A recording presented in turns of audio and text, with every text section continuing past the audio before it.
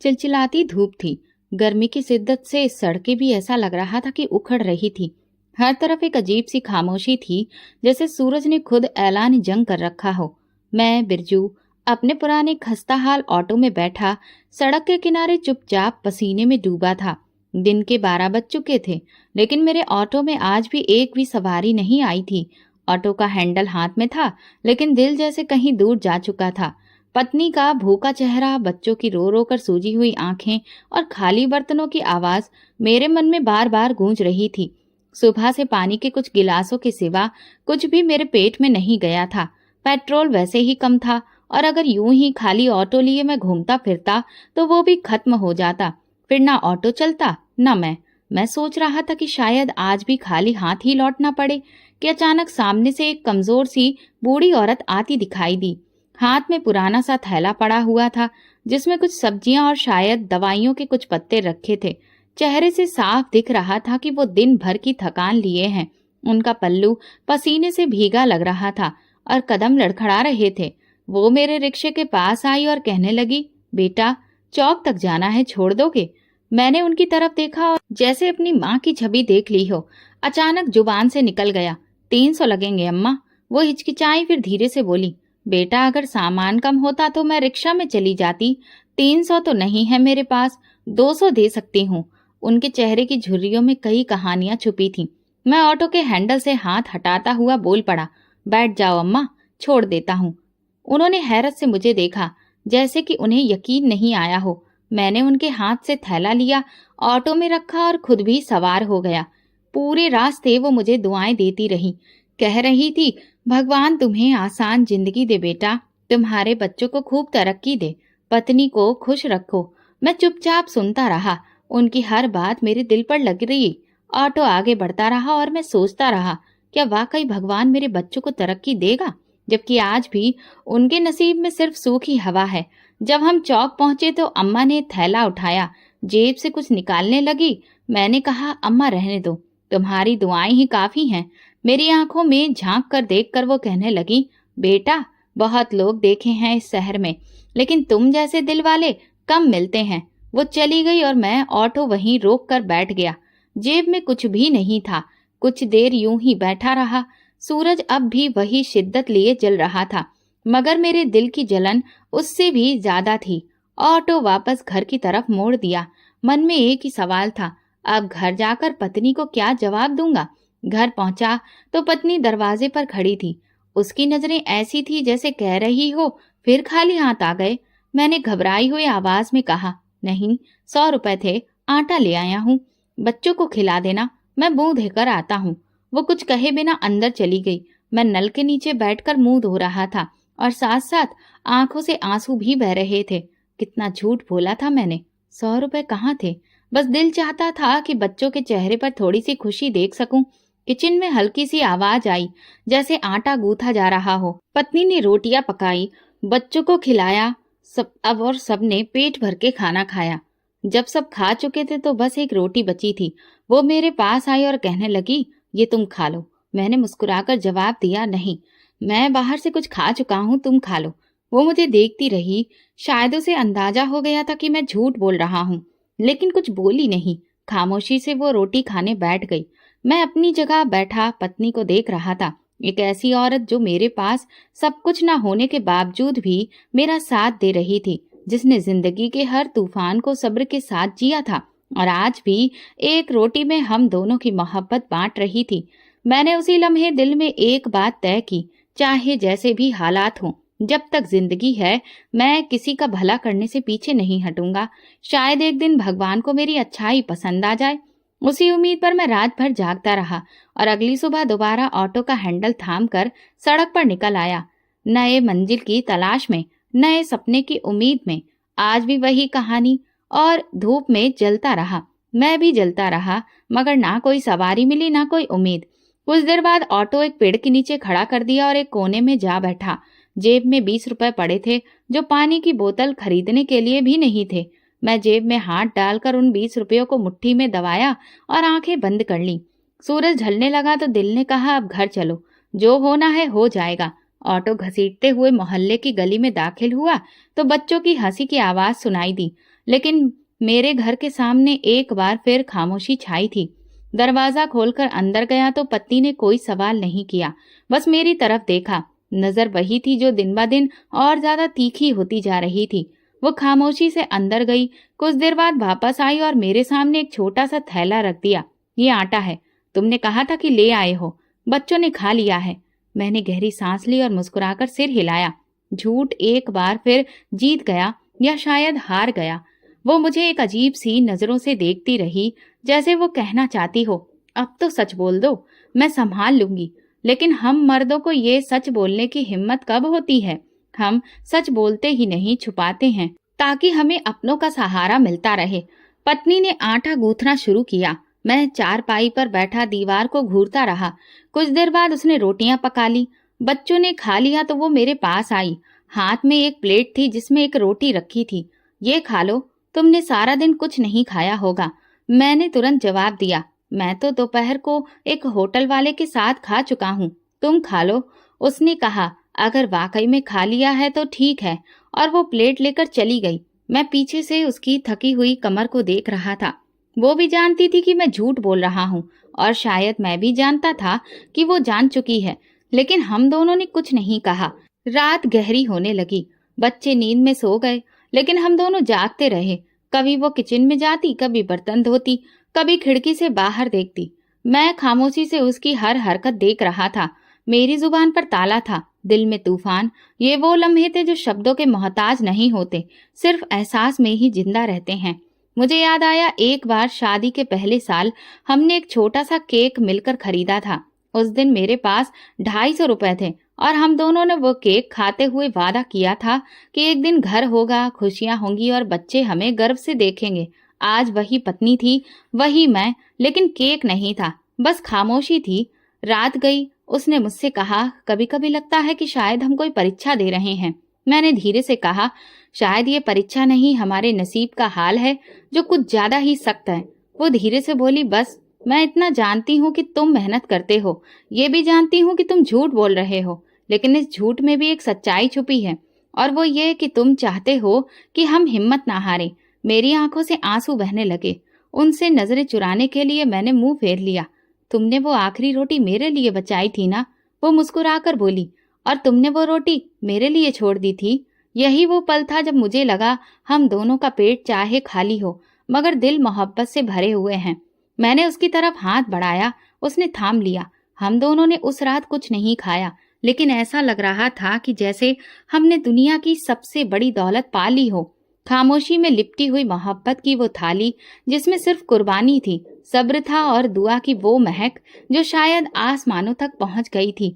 सुबह के वक्त सूरज अभी पूरी तरह निकला नहीं था, लेकिन मेरे दिल पर अंधेरे पहले से छाए थे।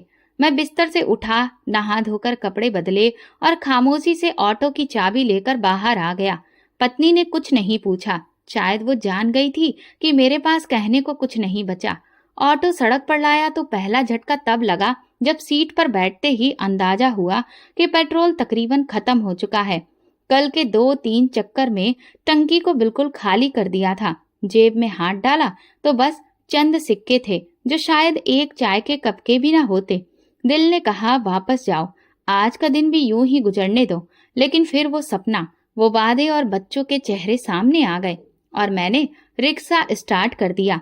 पेट्रोल पंप वही पुराना था जहां कई बार मैंने घंटों खड़े होकर दूसरों को पेट्रोल भरवाते देखा था। आज फिर एक बार उसी उम्मीद के साथ गया कि शायद पंप वाले अमित भैया मुझ पर रहम खा ले। अमित भैया भले ही स्वभाव के सख्त मिजाज इंसान थे, लेकिन मोहल्ले के ही थे, इसलिए उनसे कुछ जान पहचान हो गई थी।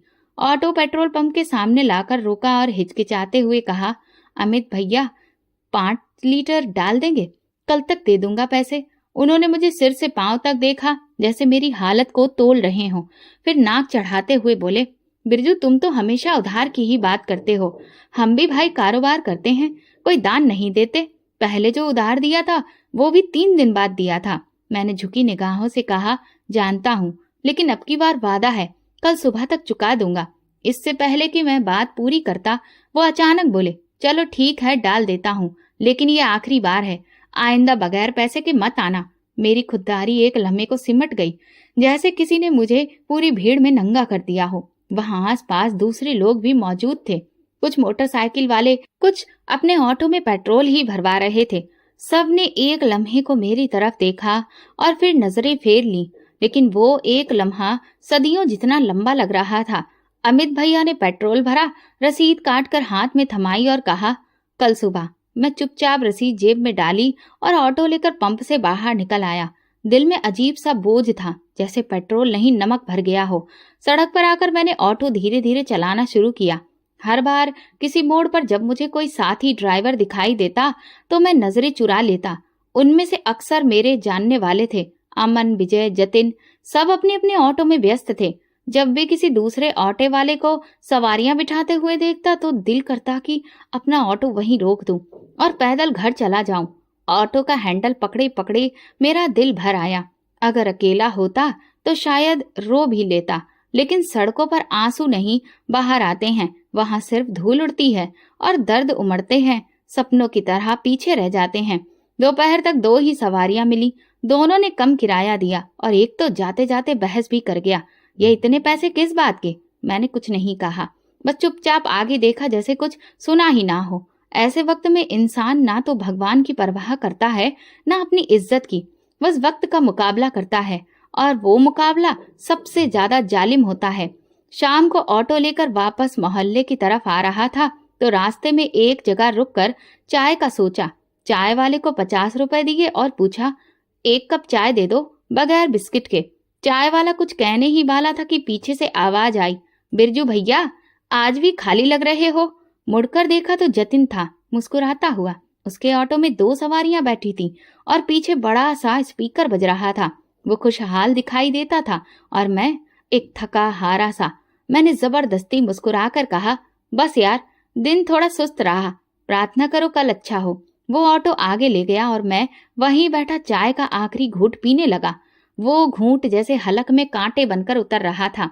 खुददारी, इज्जत, सपना, हसरते, सब के सब जैसे एक कप में ही डूब गए हों। रात में घर लौटा तो पत्नी दरवाजे पर खड़ी नहीं थी, शायद थककर बच्चों के साथ सो गई थी। दरवाजा खुद खोला, चुपचाप अंदर गया और एक कोने में जाकर बैठ गया। आज भी कुछ नहीं लाया था और कल भी जाने क्या होगा, लेकिन उस लम्हे दिल में एक प्रार्थना आई, भगवान, अगर मेरी मेहनत ही काफी नहीं तो कोई और ही रास्ता दिखा दो। लेकिन अब मेरे हौसले भी कमजोर पड़ने लगे हैं और मैं रात के अंधेरे में खुद से लड़ता रहा, इस उम्मीद के सहारे जो शायद कहीं अंदर अब भी जिंदा थी। अगले दिन भी रोज की तरह मेरी सुबह उम्मीद और मायूसी के बीच उलझी हुई थी। पेट्रोल का बंदोबस्त तो अमित भैया से किया हुआ था, उधार भी था, जो हर लम्हे सीने पर बोझ बनकर बैठा था। रात खाली पेट गुजरी और दिल में वही सवाल अभी भी गूंज रहा था, जो हर दिन मुझे नए लहजे में पूछता था, क्या आज का दिन अच्छा होगा। ऑटो स्टार्ट किया और सड़क पर निकल गया। गर्म हवा चेहरे पर ऐसे लग रही थी जैसे मेरी नाकामी का मजाक उड़ा रही हो। सड़क सुनसान थी, कहीं कोई साया नहीं, न सवारी न आवाज, बस ऑटो के इंजन की धीमी धीमी आवाजें और दिल की बेचैनी। दोपहर के करीब जब सूरज काफी तेज था, मैं शहर के पुराने इलाके के पास से गुजर रहा था। वहां पेड़ों के नीचे एक छोटा सा स्टॉप सा बन गया था, जहां कभी कभार बुजुर्ग लोग बैठकर आराम किया करते थे। आज भी वहां एक सफेद कुर्ता पैजामा में हल्की सफेद दाढ़ी वाले बुजुर्ग बैठे थे। उनकी आंखें बंद थीं और हाथ में कुछ था जो वो धीरे धीरे घुमा रहे थे, जैसे कोई जिक्र हो रहा हो। मैंने ऑटो थोड़ा आगे किया ही था कि अचानक वो बुजुर्ग उठे, मेरे रिक्शा की तरफ बढ़े और बिना कुछ कहे धीरे से आकर बैठ गए। मैं चौंक गया। बाबा जी, कहाँ जाना है? उन्होंने आंखें धीरे से खोली। चेहरे पर एक ऐसी नमी और सुकून था जो शब्दों से बयां नहीं हो सकता। फिर बोले, बस सीधा चलो। लेकिन बाबा जी, किस तरफ? कहाँ? सीधा चलो बेटा, सीधी राह चलने वाला कभी भटकता नहीं। ये शब्द सुनकर जैसे वक्त थम गया हो, एक अजीब सा सुकून मेरे दिल पर छा गया।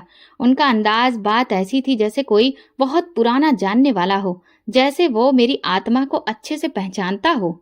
ऑटो चला तो मैं बार बार शीशे में उन्हें देखता रहा। उनके होंठ हिल रहे थे, हाथ में एक माला दिख रही थी जो वो धीरे धीरे घुमा रहे थे, और हर दाने के साथ वो कुछ शब्द अपने होठों से निकालते, लेकिन इतने धीरे कि मैं सुन नहीं पाया। रास्ते में दिल चाहा कि कुछ पूछूं, लेकिन अजीब सी हिचकिचाहट ने मुझे रोके रखा। दिल जैसे कह रहा हो, चुप रहो, ये इंसान आम नहीं है। 2 घंटे बीत गए, वो बार बार यही कहते रहे, सीधा चलो। शहर के गली कूचों, ऊंची नीची पुरानी सड़कों से गुजरते हुए वो एक दरवाजे के पास पहुंचकर ऑटो से उतर गए। मैंने सांस ली और तुरंत पूछा, बाबा जी किराया? उन्होंने मेरी तरफ देखा। उनकी निगाह में ना गुस्सा था न नरमी, बस एक गहराई थी, जैसे कई जमाने उनकी आंखों में ठहरे हों। बोले, भगवान के बंदों से पैसे नहीं मांगते बेटा, ये तो परीक्षा है और तुम्हें तो इनाम मिलेगा, अभी नहीं लेकिन जल्द ही। ये कहकर वो माला फेरते हुए कुछ पढ़ते रहे और धीरे धीरे उस दरवाजे की तरफ बढ़ते चले गए। मैं वहीं खड़ा रह गया, जैसे ऑटो के साथ मेरा वजूद भी थम गया हो। उनकी बातें, उनका लहजा, उनका माला पढ़ना, सब कुछ मुझे किसी और ही दुनिया का लगा। दिल ने कहा, चलो वापस, घर में तो बच्चे इंतजार कर रहे होंगे। ऑटो मोड़ा, लेकिन कुछ गज दूर जाकर इंजन बंद हो गया। पेट्रोल पूरी तरह से खत्म हो चुका था। मैंने ऑटो को हाथ से घसीटकर शहर के बीच लाना शुरू किया। धूप अब शरीर पर नहीं, दिल पर लग रही थी। हर कदम पर पछतावा हो रहा था। आखिर क्यों उस बुजुर्ग को बिठाया, क्यों उससे किराया नहीं लिया? लेकिन फौरन दिल से आवाज आई, ये वो सवाल नहीं जो तुम करना चाहते हो। तुम सिर्फ गुस्से में हो, तकलीफ में हो, लेकिन दिल के किसी कोने में तुम जानते हो वो इंसान आम नहीं था। ऑटो को घसीटते हुए जब मोहल्ले की गली में दाखिल हुआ तो कदम जैसे पत्थर के हो गए। सूरज ढलने आया था, लेकिन माथे से पसीना बह रहा था। हर गुजरने वाला मुझे देख रहा था, कुछ हमदर्दी से तो कुछ तरस खाकर, और कुछ ऐसे जैसे कि उनकी नजरों में ये साफ था कि मैं एक नाकाम जिंदगी हूँ। ऑटो के घसीटने की आवाज, मेरे कदमों की चलने की आवाज सारी गली में सुनाई दे रही थी। घर के दरवाजे पर पहुंचा तो जैसे खुद से हारा हुआ था। थकान, शर्मिंदगी, भूख और बेबसी सब एक साथ मुझ पर टूट पड़े। अंदर पहुंचा तो सन्नाटा था। पत्नी शायद किचन में थी, बच्चे कहीं कोने में सोए होंगे। मैंने ऑटो दीवार के साथ खड़ा किया और अंदर जाते ही पत्नी की आवाज सुनाई दी, आखिर कब तक यूं ही खाली हाथ आते रहोगे? मैं दंग रह गया। उसके लफ्जों में वो टीस थी जो सिर्फ तब निकलती है जब आंखों ने बार बार आंसू पिए हों। आज भी कुछ नहीं लाए? बच्चों को 2 वक्त की रोटी भी नहीं दे सकते। सारा दिन क्या करते हो?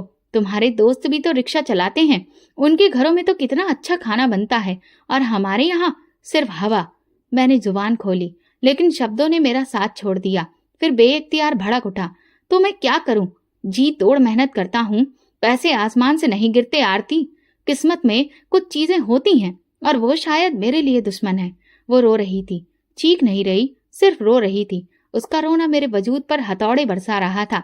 मैं जानती हूँ तुम मेहनत करते हो, लेकिन कब तक सिर्फ मेहनत करते रहोगे? कब कुछ बदलेगा?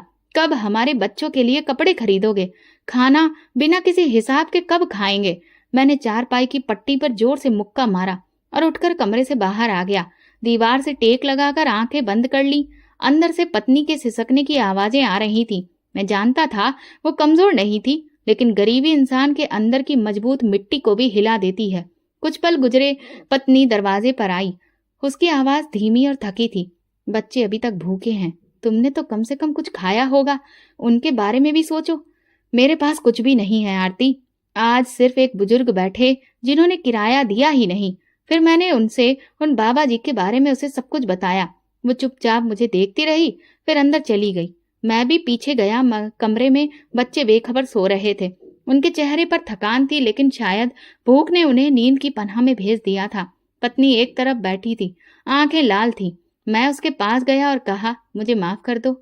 मेरे बस में होता तो मैं तुम्हारे और उन बच्चों के लिए दुनिया की हर खुशी खरीद लेता, लेकिन आज मेरे हाथ खाली हैं, दिल भरा हुआ और जमीर जख्मी है। वो मेरे कंधे पर हाथ रखकर बोली, मैं तुमसे ज्यादा अपने आप से नाराज हूँ। पहली बार ऐसा हुआ कि हम दोनों एक दूसरे के शब्दों से नहीं, खामोशी से जुड़े। उस रात भी कुछ नहीं खाया, पेट खाली था, दिल में बेनाप सा बोझ। कमरे में अंधेरा था, पंखा धीरे धीरे घूम रहा था और हम दोनों अपनी मायूसियां और सपने बांट रहे थे। मैंने चुपके से दिल में फैसला किया कि अगली बार अगर वो बुजुर्ग दोबारा मिले तो मैं ना सिर्फ उनकी बात समझूंगा, बल्कि उनके हर शब्द को दिल में उतारूंगा। लेकिन उससे पहले मुझे अपने खुद के जख्म भरने होंगे, ताकि मैं दोबारा खड़ा हो सकूं। मुझे समझ आ चुका था कि कुछ न कुछ जरूर बदलने वाला है। सुबह हुई, लेकिन रात मेरी आंखों में कटी थी। कोशिश की, मगर खामोशी, भूखे सोते बच्चों के चेहरे, सब जैसे किसी फिल्म की तरह मेरी आंखों के सामने चल रहा था। पत्नी किचन में नहीं थी। दरवाजे पे नजर गई तो देखा वो कुछ कपड़े एक बैग में डाल रही थी। बच्चे पास बैठे थे, खामोश, सहमे हुए। मैंने हैरानी से पूछा, ये क्या हो रहा है आरती? उसने मेरी तरफ देखा और फिर धीरे से बोली, अब बस बहुत हो गया। अब बच्चों को लेकर मैं मायके जा रही हूँ। माँ के घर में शायद एक वक्त की रोटी तो मिल जाएगी। उसके ये शब्द मुझे तीर की तरह चुभे और आंखों में आंखें डालने की हिम्मत भी नहीं बची। मैं कुछ ना बोला। आरती देखो, अब कुछ मत कहो। मैं जानती हूँ तुमने मेहनत की है, लेकिन भूख, बच्चों की खामोश आंखें और खाली बर्तन अब बर्दाश्त से बाहर है। शायद मुझे मेरे मायके में कुछ सुकून मिले, तुम्हें भी और मुझे भी। वो बाहर निकल गई। बच्चों को चुपचाप उंगली पकड़कर साथ ले गई। दरवाजा बंद हुआ तो ऐसा लगा जैसे जिंदगी का सबसे कीमती हिस्सा मुझसे छिन गया हो। मैं चारपाई पर बैठ गया। दिल जैसे टुकड़ों में बट गया। खामोशी ऐसी थी जैसे पूरा मोहल्ला सुन रहा हो कि बिरजू की पत्नी बच्चे लेकर चली गई। घंटा यूं ही बैठा रहा, हाथों में चेहरा छुपाए। कभी दरवाजे को देखता तो कभी खुद को। रात को बिस्तर पर लेटता तो नींद आंखों से कोसों दूर थी। मुझे हमारी शादी की पहली रात याद आई, जब आरती ने जागते हुए कहा था कि मैं सादी जिंदगी पसंद करती हूँ, बस जिसमें सच्चाई हो, इज्जत और सुकून हो। मैंने हंसते हुए वादा किया था कि ये सब होगा, तुम मेरा साथ दे देना। कितनी अजीब बात है, वादा मैंने किया, निभाया उसने। मैंने उसे कुछ नहीं दिया, न अच्छे कपड़े, न सैर सपाटा, न खुशियां, लेकिन वो हर हाल में मेरे साथ रही। कभी शिकायत नहीं की, कभी सवाल नहीं किया। हर बार मेरे झूठ को चुपचाप बर्दाश्त करती रही। हर बार बच्चों की भूख पर अपना दिल मारती रही। और जब वो रूठ गई तो शायद मैं खुद से रूठ गया। आंखें बंद की तो उसके आखिरी शब्द कानों में गूंज रहे थे, शायद एक वक्त की रोटी मिल जाए। दिन में दर्द उठा, ऐसा लगा जैसे मैं सब कुछ हार चुका हूँ, सिर्फ पत्नी नहीं, अपनी जमीन भी। सुबह उठा तो मन हताश था, इसलिए मंदिर चला गया। भगवान के सामने बैठा तो आंसू निकल पड़े। मैंने उस औरत को तकलीफ क्यों दी जो हमेशा मेरे साथ खड़ी रही? हे भगवान, मुझ पर रहम करो। बस कैसे भी मेरी पत्नी का दिल बदल दो, वो मेरा घर फिर से आबाद कर दे। घर लौटा तो कुछ हल्का लग रहा था। कपड़े बदले, चाय पी और सीधा अपने ससुराल गया। बहुत ही चाहत लग रही थी, लेकिन नीयत साफ थी। दरवाजे पर पहुंचा तो आरती की छोटी बहन मिली। उसने मुझे हैरत से देखा, फिर अंदर बुला लिया। आरती आंगन में बैठी थी, बच्चे आसपास खेल रहे थे। उसने मुझे देखा तो चेहरा सुन्न हो गया। मैं उसके सामने हाथ जोड़कर बैठ गया और कहा, मैं तुमसे माफी मांगने आया हूँ आरती। वो कुछ देर चुप रही, फिर बोली, माफी से पेट नहीं भरता, लेकिन नीयत बदल सकती है। आरती, मैं जानता हूँ कि तुम थक चुकी हो, लेकिन मैं भी अब वो बिरजू नहीं रहा। कल रात पहली बार मैंने खुद को आईने में देखा और बहुत शर्मिंदा हुआ। वो बच्चों की तरफ देखते हुए बोली, तुम्हें यकीन है कि सब बदलेगा? मैंने कहा, नहीं, लेकिन उम्मीद है। और अब की बार वो उम्मीद प्रार्थनाओं से जुड़ी है, और तुम्हारे बिना ये प्रार्थना अधूरी है। आरती की आंखें भर आईं, लेकिन उसने हाथ बढ़ाकर कहा, चलो घर चलते हैं। वापसी का रास्ता मेरे दिल के बोझ को हल्का करता जा रहा था। इस बार वो मेरे साथ थी, बच्चों के साथ और एक नई उम्मीद के साथ। शायद सब कुछ अब भी वैसा ही हो, वही ऑटो, वही तंग हाली, लेकिन एक बात जरूर बदल गई थी। अब हम फिर से एक साथ थे, और यही सबसे बड़ी दौलत थी। अगली सुबह मैंने हिम्मत की, पुराने दोस्त नवीन के पास गया। वो कभी मेरे साथ स्कूल में पढ़ता था, लेकिन किस्मत ने उसे किसी दुकान पर सेल्समैन बना दिया था, जहां तनख्वाह तो कम थी, लेकिन वक्त पर आ जाती थी। नवीन कुछ दिन का उधार चाहिए, सिर्फ इतना कि ऑटो में पेट्रोल डलवा सकूं। नवीन ने एक पल मुझे देखा, फिर जेब से कुछ नोट निकालकर थमा दिए। बिरजू, मुझे याद है जब हम बच्चे थे तो तुमने मेरे लिए स्कूल में किताब खरीदी थी। आज वही कर्ज लौटा रहा हूँ। मैंने नजरें झुकाकर धन्यवाद कहा। दिल अजीब सी नरमी से भर गया था। ऐसा लगा जैसे शायद प्रार्थनाएं अब रास्ता बनाने लगी हैं। पेट्रोल डलवाकर ऑटो सड़क पर ले आया। अभी सूरज पूरी तरह से निकला नहीं था, लेकिन दिल में अजीब सी रोशनी महसूस हो रही थी। वो दिन दूसरों की तरह आम दिन लग रहा था, जब तक मैं पुराने इलाके के मोड़ पर नहीं पहुंचा, जहां रास्ते के किनारे वही साया खड़ा दिखाई दिया। मेरे दिल की धड़कन तेज हो गई। वही सफेद कपड़ों में हल्की सफेद दाढ़ी वाले बुजुर्ग, जिन्होंने मुझे पहले भी किराया नहीं दिया था और कहा था, भगवान के बंदों से पैसे नहीं मांगते। मैंने ऑटो रोक दिया। बिना कुछ कहे वो आकर बैठ गए। मैंने धीरे से पूछा, कहाँ जाना है बाबा जी? वो मुस्कुराए, जैसे मुझे पहचान लिया हो। कहाँ जाना है, ये तो तुम्हें पता होना चाहिए। मैं तो बस तुम्हें तुम्हारे ही रास्ते पर वापस ला रहा हूँ। मैं उनकी बात पूरी तरह समझ नहीं पाया, लेकिन दिल किसी राज को ढूंढने लगा और ऑटो चल पड़ा। रास्ते में वो माला निकाल कर जपने लगे। मैंने शीशे में देखा, उनके होंठ हिल रहे थे। फिर कुछ दूरी पर पहुंचने पर उन्होंने मुझे रुकने को कहा। ऑटो से उतरते हुए वो मेरे पास आए और माला मेरे हाथ में थमाकर धीरे से बोले, भगवान की पूजा पाठ करो बेटा, वही तुम्हारे दिल के दरवाजे को खोलेगा। लेकिन याद रखना, दरवाजे सिर्फ उनके लिए खुलते हैं जो दस्तक देना जानते हैं। मैंने माला हाथ में ली, जैसे किसी बहुत ही पवित्र चीज को छू रहा हूँ। वो बुजुर्ग धीरे धीरे चलते हुए गली में खो गए और मैं वहीं खड़ा रहा। दिल में हलचल थी, जैसे सीने के अंदर कुछ जागने लगा हो। घर लौटा तो आरती ने पूछा, कोई सवारी मिली? मैंने उसे माला दिखाई और कहा, आज एक और मुलाकात हुई उन्हीं बुजुर्ग से। वो हैरत से माला देखने लगी, फिर मेरे चेहरे की तरफ देखकर खामोश हो गई। जब सब सो गए तो मैं माला निकालकर पूरे मन से भगवान का नाम जपने लगा। मुझे ऐसा लगा कि जैसे बरसों का बोझ एक एक करके मेरे आंसुओं से बह गया। मैं थक गया हूँ भगवान, लेकिन अब मैं समझ चुका हूँ कि जो कुछ है बस तू ही है। मैं बहुत सारे इंसानों से मांगता रहा, लेकिन अब मैं तुझसे मांगता हूँ, मेरी खुददारी को ऐसे जाल में ना फंसने देना कि मैं फिर से टूट जाऊं। जब मैं माला जपने के बाद आराम से बैठा तो मुझे हकीकत का पता चला। वो कोई आम माला नहीं थी। उसके दाने हल्के से चमकने लगे थे, जैसे हर एक दाने में कोई दिया जल रहा हो। मैं घबरा गया, आंखें मली, दोबारा देखा, वही रोशनी मेरी जेब में थी जिसे चांदनी सिमट आई हो। दिल धड़कने लगा, लेकिन खौफ नहीं था, यकीन था। मैंने उस माला को सीने से लगाया और कमरे की खिड़की से बाहर आसमान की तरफ देखा। मुझे लग रहा था कि ये कोई इत्तेफाक नहीं, वो बाबा जी, उनकी बातें, वो माला, सब कुछ भगवान की तरफ से एक संदेश था। मैंने फैसला किया कि अब मैं बरकत की तलाश में निकलूंगा। अब वो माला सिर्फ मेरी नहीं रही थी, वो मेरे मन की जुबान बन चुकी थी। अगले दिन जब मैं अपने काम से लौटा तो समय निकालकर माला को एक बार फिर से फेरना शुरू किया। लेकिन ये क्या, अचानक मैंने देखा कि माला से खून की बूंदें गिरने लगी। ये देखकर मेरा दिल सदमे में आ गया और मैं हड़बड़ा उठा। लेकिन तभी अचानक ऐसा लगा कि वो खून के धब्बे गायब हो चुके थे।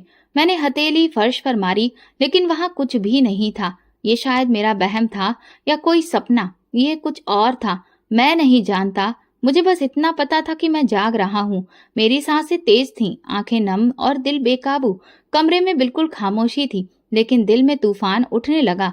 मैंने उस माला को अपनी हथेलियों के बीच दबा लिया, आंखें बंद की और भगवान से कहा, तुम भला मुझे क्या दिखाना चाहते हो?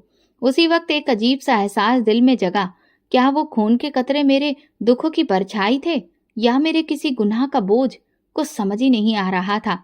अगले दिन जब मैं ऑटो में बैठकर शहर की तरफ गया तो सुबह से शाम हो गई, लेकिन कोई सवारी बहुत मुश्किल से ही मिली। फिर भी चेहरे पर थकान के बावजूद दिल में सुकून था, ऐसा सुकून जो इंसान को टूटने से पहले थाम लेता है।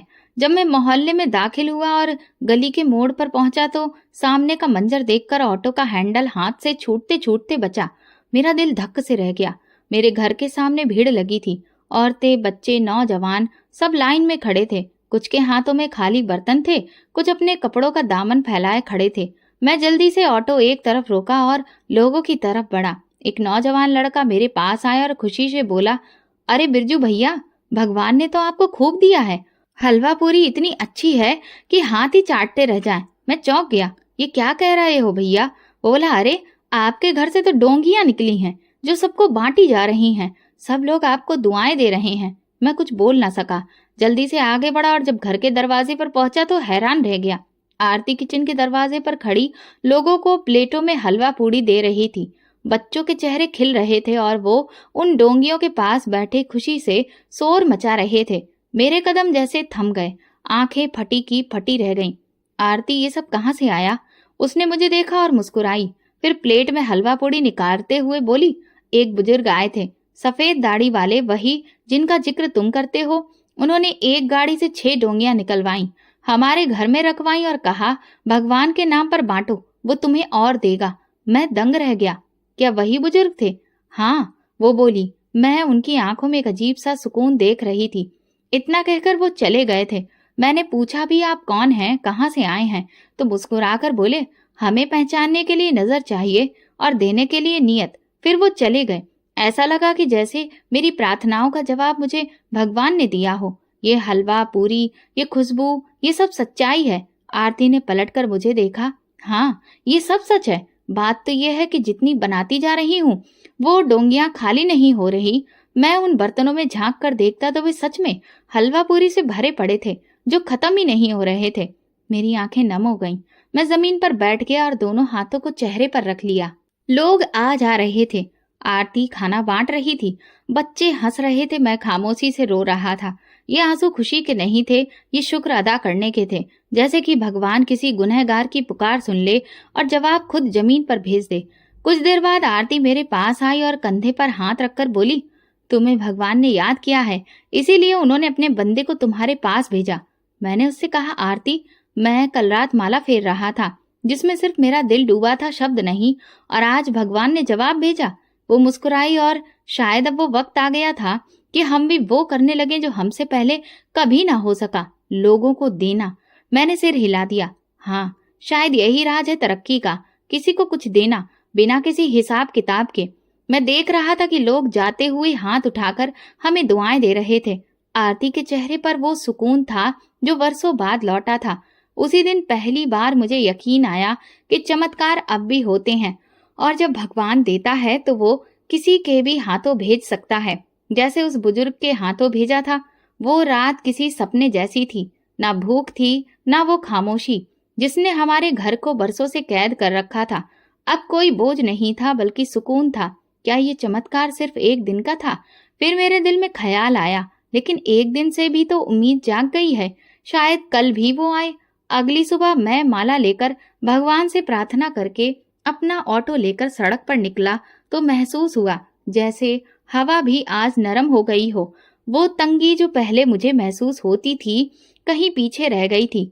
दिन में 2 सवारी की बजाय 5 सवारियां मिली, और सबसे अजीब बात ये कि किसी ने किराया कम करवाने की कोशिश भी नहीं की। शाम को थकावट जरूर थी, लेकिन दिल खुश था। जेब में कुछ पैसे थे और चेहरे पर सुकून। घर पहुंचा तो गली में आज भी भीड़ लगी थी, सब दुआएं दे रहे थे। मैं जल्दी से अंदर गया तो वही मंजर दोबारा देखा। आरती हाथ में प्लेट पकड़कर खाना निकाल रही थी। मैंने उससे पूछा तो वो मुस्कुराकर बोली, हाँ, आज फिर से वही बुजुर्ग आए थे। सुबह सुबह जब मैं झाड़ू लगा रही थी, उन्होंने मुझे फिर से वही आदेश दिया। अब तो जैसे ये रोज का सिलसिला बन गया था। धीरे धीरे सब बेहतर होने लगा। पहले जहां दिन भर में 200 रुपए बनते थे, अब 400-500 आराम से बन जाते थे। सवारियां खुद आकर बैठने लगी। कुछ तो मुझे नाम लेकर पूछती, आप बिरजू भैया हो ना, जिनके घर से रोज खाना बनकर जाता है? ये सब मेरी समझ से बाहर था, लेकिन दिल गवाही दे रहा था कि इसके पीछे सिर्फ एक ही ताकत है, भगवान की। वही है जो ये सब देता है, जो लोगों के दिलों को बदल देता है। एक दिन एक नौजवान मेरे ऑटो में बैठा। उसकी आंखों में नमी थी। रास्ते भर वो चुप रहा, लेकिन उतरते वक्त बोला, बिरजू भैया, आपको पता नहीं, आपके दिए खाने ने मेरी पत्नी की जान बचा ली। वो 2 दिन से भूखी थी, और जब कल आपके घर से खाना मिला तो मैंने पहली बार उसकी आंखों में खुशी देखी। मैंने नजर झुका ली। होठों पर शुक्र था, आंखों में नमी। रात को मैंने आरती से कहा, अब मुझे समझ आ रहा है, असली तरक्की सिर्फ अपनी इज्जत और नाम को बचाने में नहीं, बल्कि किसी और के खाली बर्तन को भरने में है। वो हल्के से मुस्कुराई और बोली, हम तो बस हाथ हैं, देने वाला वही है। उन दिनों में मेरी सोच बदलने लगी थी। पहले मैं दिन भर सवारी के लिए भागता था, अब सुकून से काम करता था। हर सवारी को इज्जत से बिठाता, नरमी से बात करता और उससे ज्यादा दिल से कमाता। और अजीब बात यह थी कि अब जब मैं किसी को ऑटो में बैठाता था तो उनके चेहरे पर सुकून आ जाता, जैसे मेरे साथ बैठना उनके लिए किसी राहत का जरिया हो। आरती भी बदल गई थी। जो कभी हर बात पर शिकायतें करती थी, अब हर बात पर शुक्र अदा करती है। रोज भगवान से पूछती है और खाना बांटने की तैयारी करती है। हम दोनों के बीच अब कोई दूरी नहीं थी। एक प्रार्थना और एक यकीन हमारे बीच आ चुका था। मैं जान चुका था कि नरमी सिर्फ शब्दों में नहीं, बल्कि हमारे व्यवहार में भी होनी चाहिए। सच सिर्फ जुबान से नहीं, बल्कि दिल से भी बोला जाए तो असर करता है। और तरक्की सिर्फ कमाने से नहीं, बल्कि बांटने से भी बढ़ती है। एक दिन शाम के वक्त जब सारा खाना बन चुका था और मोहल्ला खामोशी की चादर ओढ़ने लगा, मैं अकेला घर के पिछवाड़े में बैठा हुआ था। माला को उंगलियों में घुमा रहा था। आरती बच्चों को सुलाने अंदर जा चुकी थी और मेरे आसपास रात का सुकून था। नजरें आसमान पर टिकी थीं और दिल में कई सवाल पैदा हो रहे थे। आखिर वो वक्त क्यों आया था? वो दिन जब घर में कुछ नहीं था, न जुबान पर सुकून था और न दिल में शांति थी। मैंने अपनी जिंदगी को पलट कर देखना शुरू किया। वो वक्त याद आया जब मेरे पास कुछ थोड़ा बहुत था। कभी कुछ बच जाता था, लेकिन कभी भी किसी को देने का ख्याल नहीं आया। कभी किसी भूखे को खाने की पेशकश नहीं की, ना किसी गरीब का हाल पूछा। मेरे लिए पैसे का मतलब मेरे जेब में आने वाली रकम थी, जिसे बचाना, संभालना और सब अपनों पर ही खर्च करना मेरा असली मकसद था। तभी मुझे कुछ बरसों पहले का एक वाकया याद आया। एक इंसान मेरे ऑटो के पास आया था। उसके कपड़े गंदे थे, चेहरे पर थकान थी और हाथ में छोटा सा थैला था। उसने कहा, भैया पैसे नहीं हैं, लेकिन मेरी माँ अस्पताल में है, क्या तुम मुझे छोड़ सकते हो? मैंने खाली मुस्कुराहट के साथ कहा था, भैया ये ऑटो किसी खैरात का जरिया नहीं, कारोबार है। और फिर मैं आगे बढ़ गया था। आज याद आया तो दिल जैसे किसी ने मुट्ठी में जकड़ लिया। मेरे अंदर की आवाज बोली, शायद वही दिन था जब मेरी किस्मत से तरक्की को अलग कर दिया गया। मैं अपने अंदर झांकने लगा। मुझे वो सब चेहरे याद आने लगे जिन्हें मैंने कभी नजरअंदाज किया। वो सब हाथ जो मुझे कुछ मांगने के लिए बढ़े थे, मैंने उन्हें झटक दिया था। मेरी जिंदगी में जो तंगी थी वो सिर्फ तुम्हारी हालत की वजह से नहीं, मेरी नीयत की तंगी थी, मेरी सोच की तंगी थी। और अब जब वो बुजुर्ग आए जिन्होंने मुझे ये माला देकर एक नया रास्ता दिखाया है, अब सब बदलने लगा है। अब मैं ऑटो चलाता हूँ तो कोई बुजुर्ग नजर आ जाए तो मैं उन्हें नमस्कार बोलता हूँ। रास्ते में कोई बच्चा मिल जाए तो उसे पानी पिलाता हूँ। जो कभी सिर्फ अपनी फिक्र करता था, अब दूसरे चेहरों को अपना मानकर देखता है। एक दिन मैंने ऑटो रोका तो सड़क किनारे बैठा एक मजदूर दिखा। हाथ में रोटी थी, लेकिन सब्जी नहीं थी। मैंने अपना दोपहर का खाना जो आरती ने मुझे दिया था वो निकाला और उसके सामने रख दिया। वो चौंका, फिर मुस्कुराकर बोला, भैया भगवान तुम्हें और देगा। मैंने कहा, हाँ, अब मैं जान गया हूँ, भगवान उसे देता है जो बांटना जानता है। फिर मैंने कुछ बचत से एक छोटी सी रोटी की टोकरी तैयार की। रोज सुबह एक तरफ रख देता और शाम तक जितने भी जरूरतमंद नजर आते उन्हें पेश करता। वो दिन भी आया जब मुझे लगता था कि मेरी जिंदगी बदल चुकी है, लेकिन मेरे दिल में एक नई उम्मीद जाग चुकी थी। अब मैं सिर्फ लेने वाला नहीं रहा, मैं देने वाला बन चुका था। आरती भी मेरे साथ थी। वो भी खाने के साथ कुछ कपड़े भी अपने जमा करके लोगों में बांट रही थी। हम दोनों खामोशी से एक नया रास्ता अपना चुके थे। एक दिन आरती बोली, पता है, पहले हमारे घर के दीवारें सिर्फ भूख संभालते थे, अब प्रार्थनाएं संभालते हैं। मैंने सर हिलाकर कहा, और मुझे समझ आ गया है कि हमारे पास पहले दिल की कमी होती थी। अब हमारा सफर बदल चुका था। अब मैं सिर्फ ऑटो नहीं चलाता, मैं अपने भगवान के एहसान को भी अदा कर रहा था। मेरी जिंदगी का हर दिन, हर गली, हर चेहरा एक याद था कि जो कुछ भी तुम्हारे पास है वो तुम्हारा नहीं, वो भगवान की अमानत है। हमें समझ में आ चुका था कि तरक्की हाथ की मेहनत में नहीं, दूसरों की मदद में है। 10 साल बीत गए, वक्त जैसे पंख लगाकर उड़ गया हो। उस दिन के बाद वो बुजुर्ग दोबारा कभी नजर नहीं आए, ना वो गाड़ी और ना ही सफेद दाढ़ी वाले वो बाबा।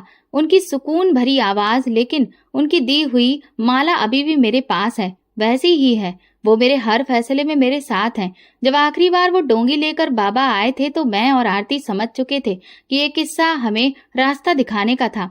अब हमें इस रास्ते पर खुद चलना है। उसी दिन से मैंने एक छोटा सा किचन किराए पर लिया। शुरू में सिर्फ 3 दिन खाना बनाया जाता था, जो खुद जाकर मैं गरीबों को बांट देता था। आरती ने अपने जेवर बेचकर बर्तन खरीदे और हमने फैसला किया कि जितना हो सकेगा करेंगे। अगर कुछ नहीं हो सका तब भगवान के दरवाजे पर जाकर हाथ फैलाएंगे, लेकिन इंसानों के आगे नहीं।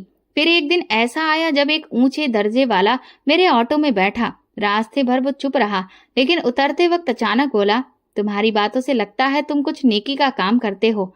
मैंने बताया कि मैं ऑटो चलाता हूँ और लोगों को खाना भी खिलाता हूँ। उसने मुझे ध्यान से देखा और कहा, कल मेरे दफ्तर आओ, कुछ काम है। मैं अगले दिन गया। उसने गंभीरता से कहा, तुम्हारी सच्चाई ने मेरे दिल को छू लिया है। मैं चाहता हूँ कि तुम्हारे खाने का काम और बेहतर हो। मैं सारा खर्चा उठाऊंगा। तुम बस अच्छे से काम करो। वो दिन मेरी जिंदगी का नया मोड़ था। अब मैं ऑटो नहीं चलाता, लेकिन रोज कम से कम 500 लोगों को खाना जरूर खिलाता हूँ। वही गली, वही मोहल्ला। अब मेरी रोटी की छोटी सी किचन से खुशबू निकलती है और दरवाजे पर हर दिन वही मंजर होता है जो किसी जमाने में मेरे घर के सामने हुआ करता था। भीड़ लगी होती है, बर्तन होते हैं, आंखों में शुक्र की चमक। लोग कहते हैं बिरजू भैया के दरवाजे से कोई भूखा वापस नहीं जाता, और मैं सिर्फ मुस्कुराता हूँ, क्योंकि मैं जानता हूँ कि ये सब मेरे भगवान की वजह से है। ये उस बुजुर्ग की दुआ है, उनका माला का राज है जो आज भी मेरे तकिए के नीचे रखी रहती है। मेरा बेटा स्कूल जाता है और बेटी कॉलेज जाने की तैयारी कर रही है। आरती अब औरतों की टीम संभालती है, जो खाना पकाती है और बनाती है और जरूरतमंद घरों तक भी पहुंचाती है। मेरा घर अब वो सिर्फ मेरे बच्चों का नहीं, भगवान के बंदों का घर बन चुका है। मुझे याद है, एक दिन एक फकीर ने खाना खाते हुए कहा था, बिरजू, तुम्हारे हाथ में भगवान ने बरकत डाल दी है। मैंने उसे पल आंखें बंद करके दिल में कहा, भगवान, जब तक ये हाथ चल रहे हैं इन्हें अपना आशीर्वाद देते रहना। मैं अपने इस सफर में एक बात सीख चुका था, जब नीयत बदलती है तो नसीब भी बदलता है। जब दिल साफ हो तो रास्ते खुद खुल जाते हैं, और जब कोई बंदा सिर्फ भगवान के लिए काम करता है तो उसे भगवान और देता है। फिर सारी दुनिया की दौलत भी उसके मुकाबले में कम लगती है। मैं बुजुर्ग को कभी भी नहीं भूल सकता। यही मेरी जिंदगी की कहानी है, बिरजू की कहानी, जो कभी एक सिक्का बचाने के लिए इनकार कर देता था और आज बिना मांगे देता है, क्योंकि उस रात मैं समझ चुका था कि तरक्की हिसाब से नहीं, नीयत से आती है। और मेरे लिए सबसे बड़ा चमत्कार यही है कि मैं अब सिर्फ तरक्की के लिए नहीं, प्रार्थना और दुआओं के लिए कमाता हूँ।